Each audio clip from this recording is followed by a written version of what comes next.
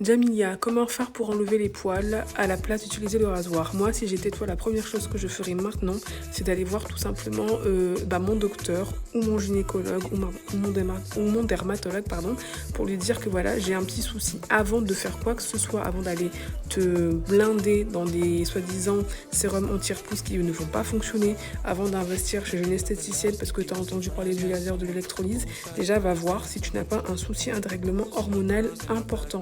Il se peut que tu aies une petite maladie, un dérèglement hormonal suite à accouchement, règles, de l'endométriose ou du SOPK ou tout simplement ta peau qui est réceptive à la testostérone, ça peut arriver.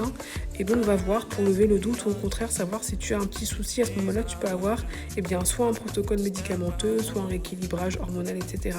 avant de faire quoi que ce soit pour être sûr que tu ne fasses pas quelque chose dans la vie. Deuxièmement, moi, maintenant, si j'étais à ta place et que je referais, je couperais au ciseau les poils qui me dérangent. Pourquoi le ciseau et pas le rasoir?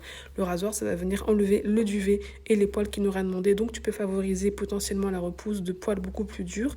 Et la pince à épiler, le problème de la pince à épiler, c'est que déjà, tu vas vraiment devenir obsédé par le fait d'enlever beaucoup de poils. Et en plus, quand tu enlèves le poil à la pince à épiler, ça stimule la pousse d'un nouveau poil car tu n'as pas détruit le follicule bulbeux qui est à l'origine de la pousse du poil. Donc, c'est pas une vraie bonne idée, la pince à épiler.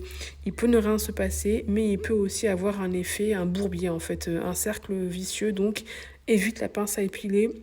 Dans beaucoup de cas, tu vas retrouver avec la barbe de Damson.